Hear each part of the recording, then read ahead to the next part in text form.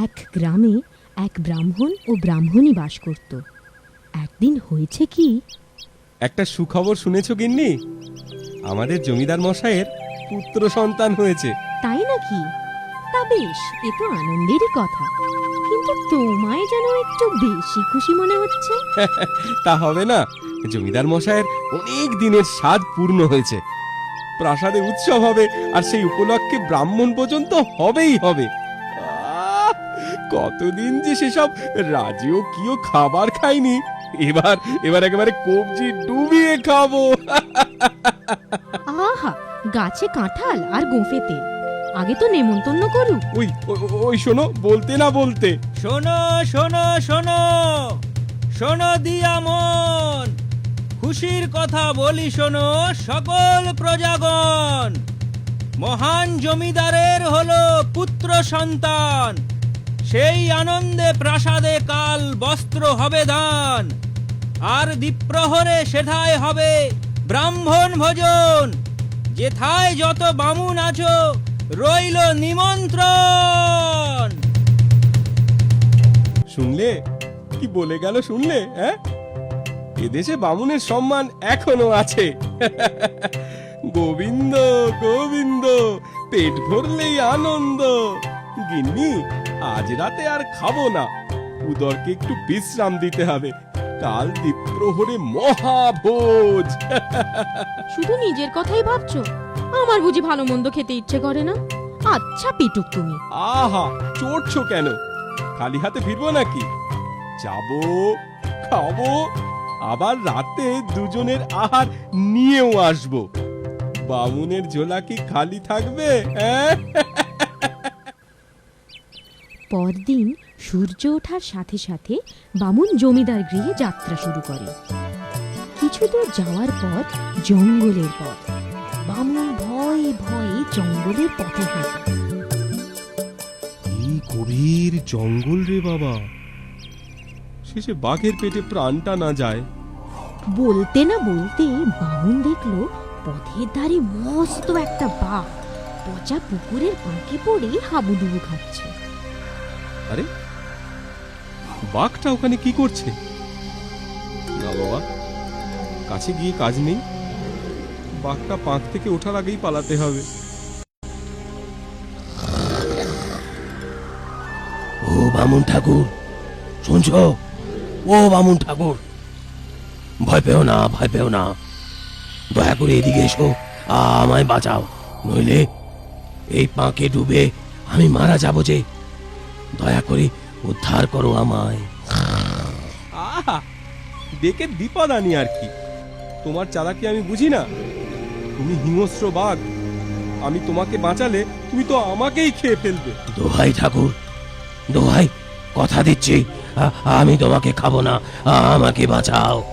আচ্ছা, এত যখন মিনতি করছো, তোমার কথাই রাখি, কিন্তু তুমিও কথা রেখো, আমাকে খেও না যেন। সে আর বলতে, ঠাকুর, ঠাকুর তুমি ভয় পেও না, আমার কথার খেলাপ হবে না।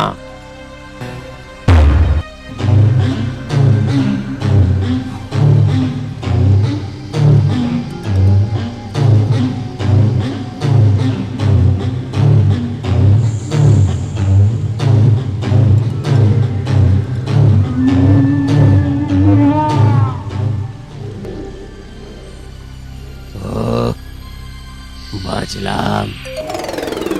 তা ঠাকুর, তুমি যাচ্ছ কোথায়? জমিদারের প্রাসাদে ব্রাহ্মণ ভোজন খেতে যাচ্ছি। তার হবে না ঠাকুর, তার আগে আমি তোমায় খাবো। সে কি বাবু, তুমি আমাকে কথা দিলে যে আমায় খাবে না, আর এখন এমন কথা বলছো কেন? তোমার কি অধর্মেরও ভয় নেই?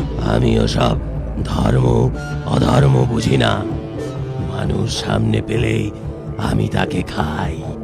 আমারই মতিভ্রম হয়েছিল, ভুলেই গিয়েছিলাম উপকারীকে বাঘে খায়।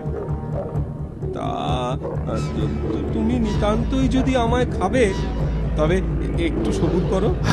আমি আর সবুর সইতে পারছি না। 2 দিন ওই পাঁকে পড়েছিলাম, এখন আমার খুব খুব খিদে পেয়েছে। আমি আমি এক্ষুনি তোমায় খাবো। তা খাও, তবে ধর্মের কথা শোনানো ব্রাহ্মণের ধর্ম। আমি তোমার উপকার করেছি, প্রাণে বাঁচিয়েছি, তাই আমায় কোনো সুযোগ না দিলে আমার প্রতি অবিচার হবে। মৃত্যুর পর আমার স্বর্গবাস হলেও তোমার নরকবাস হবে। বিশ্বাস না হয় 5 জনকে জিজ্ঞাসা করে দেখতে পারো, তারা কি বলে, বিচার হয়ে যাবে। তুমিও আমায় সুযোগ দিলে পাপের ভাগী হবে না, নরক যন্ত্রণার থেকেও বেঁচে যাবে। এই এই তোমরা মানুষরা এত কথা বলো না, শুধু শুধু দেরি করে দিচ্ছ। এই জঙ্গলে 5 জনকে পাবে কোথায়? না না না না, বেশি দেরি হবে না। ওই নদীর দিকে চলো, সামনে যাকে পাবো তাকেই জিজ্ঞাসা করব।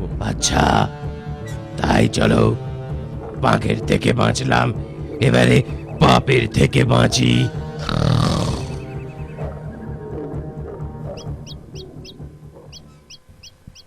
ওই তো, ওই তো একটা বট গাছ, ওকেই জিজ্ঞাসা করি চলো।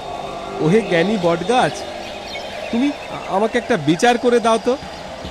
এই বাঘকে আমি পাঁক থেকে তুলে বাঁচিয়েছি, এখন ও আমাকেই খেতে চায়। আমাকে খাওয়া ওর উচিত কি? নিশ্চয়ই উচিত। বলো কি, এ কেমন বিচার হে? আমি ওর উপকার করলাম, প্রাণে বাঁচালাম, আর ও আমাকে খাবে? তা তো খাবেই। তুমিই বিচার করে দেখো, এই আমি কত লোককে ছায়া দিয়ে উপকার করি। আমার ছায়ায় কত পথিক ঘুমোয়, বিশ্রাম করে। মানুষের শ্বাস প্রশ্বাসের বায়ু তাও আমি যোগান দিই, আর তারা আমার পাতা ছেড়ে ডাল ভাঙে, আরো নানাভাবে আমাকে কষ্ট দেয়। উপকার করি বলেই তো আমায় শাস্তি পেতে হয়। তবে বাঘই বা তোমাকে খাবে না কেন? কি বামুন ঠাকুর, শুনলে তো? আর দেরি করে লাভ কি? থামো তো বাবু, সবে তো 1 জন হলো, এখনো 4 জন বাকি। সবুর আর হয় না। আরে ওই তো একটা কাক, এবার ওকেই জিজ্ঞাসা করি। ওহে বিচক্ষণ কাক, শুনে বিচার করো দেখি। আমি এই বাঘকে পাঁক থেকে তুলে এনে প্রাণে বাঁচিয়েছি, এখন ও আমাকেই খেতে চায়। আচ্ছা, এটা অন্যায় কিনা তুমি বলো। অন্যায় কেন হবে? বাঘ যদি তোমাকে খায়, ধর্মের কাজ করবে।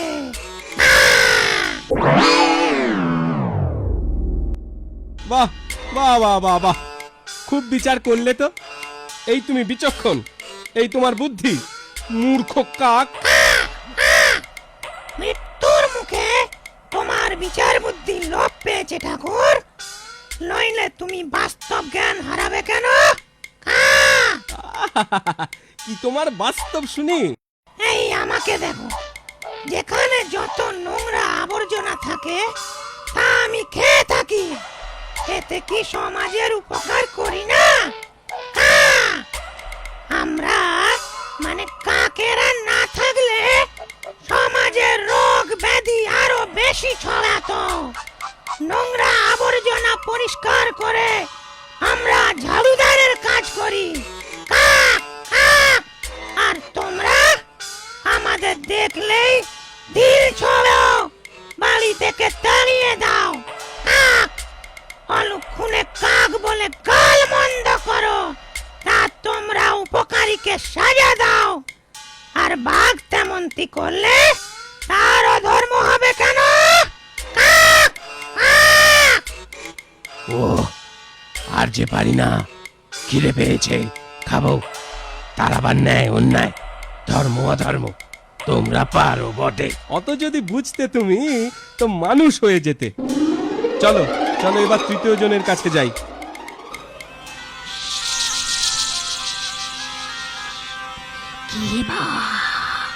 কে বামুন ঠাকুর,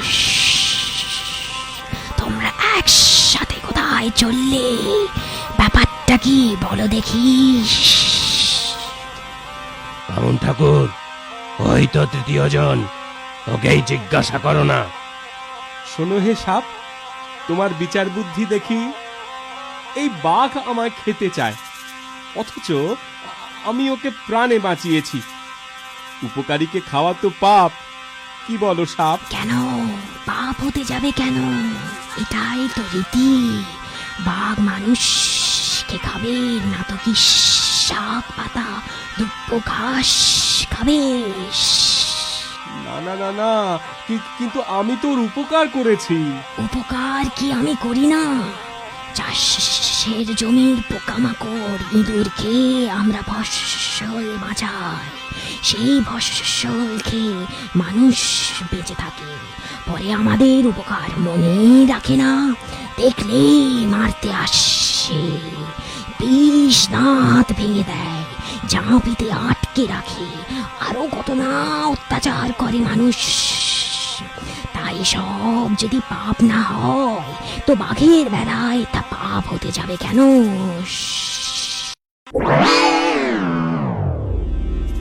তো তোমায় বিচার করতে বলাই ভুল হয়েছে। সাপের আবার পাপের বিচার, যত সব। কে বামুন ঠাকুর, এখনো তোমার সন্দেহ মিটল না? বিচার তো হয়ে গেল, এবারে এসো তোমায় খাই। অত খাই খাই করো না তো, এখনো দুজন বাকি। 10-এর মতের চেয়ে 1-এর মতো বড় হতে পারে যদি তার বিচার বুদ্ধি প্রখর হয়। চলো চলো, নদীর ঘাটের দিকে যাই। তাই চলো, তবে শেষ বেশ তোমায় আমি খাবই, এই বলে রাখলুম। হ্যালো।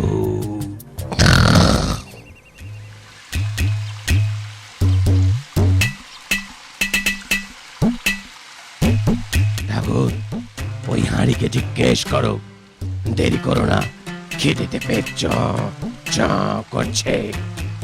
ওহে হাঁড়ি, একটা কথা শোনো। আমি এই বাঘকে প্রাণে বাঁচিয়ে পাঁক থেকে টেনে তুলেছি, আর এই অকৃতজ্ঞ বাঘ এখন বলে কি না আমায় খাবে। আচ্ছা, তুমি বিচার করো, এটা কি উচিত? এতে আর সন্দেহ কি? বাঘের উপকার করেছো বলে তুমি তো আর মাথা কিনে নাওনি। আমিও তো কত লোকের উপকার করি, লোকে আমাতে জল রাখে, ভাত রাঁধে, আরো কত কি করে। শেষে এই উপকারের জন্য আমি কি পুরস্কার পাই জানো? হয় আগুনের উপর জ্বলে পুড়ে মরি, না হয় কাজ পুরোলে আমাকে ফেলে দেওয়া হয়। সেই জন্যই বলছি, উপকার করলে তার ফল এভাবেই ভোগ করতে হয়। সুতরাং বাঘ তোমাকে খাবে, এতে আর অবাক হওয়ার কি আছে? শুনলে তো, আর কারোকে জিজ্ঞেস করে কাজ নেই। এসো, এবার তোমার ঘাড় মটকাই। এই তোমাদের বড় দোষ, এতটুকু ধৈর্য নেই। আর তো মোটে একজন বাকি, সে যদি বলে খেও, তখন আমারও কোনো দুঃখ থাকবে না, তোমারও কোনো পাপ হবে না।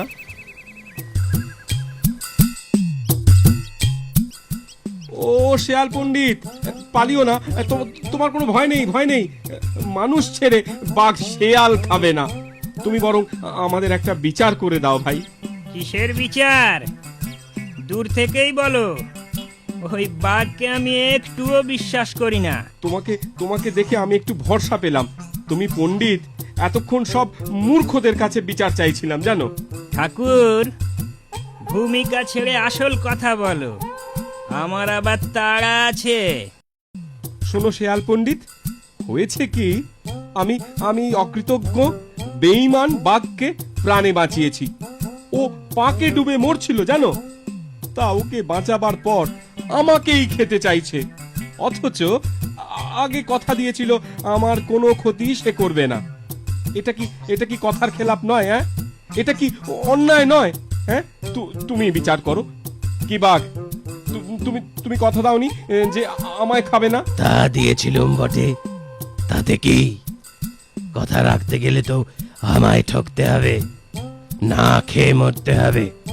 কথার দামের থেকে আমার কাছে নিজের প্রাণের দাম ঢের বেশি।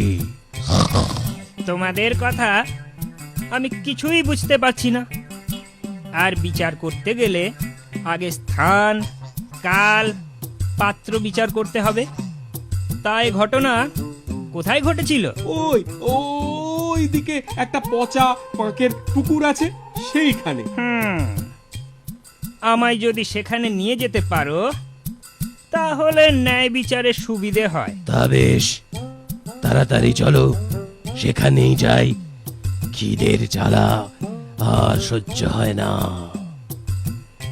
বাঘ আগে, ব্রাহ্মণ মাঝে, আর শিয়াল পিছনে। এইভাবে তারা সেই পুকুরের কাছে এলো।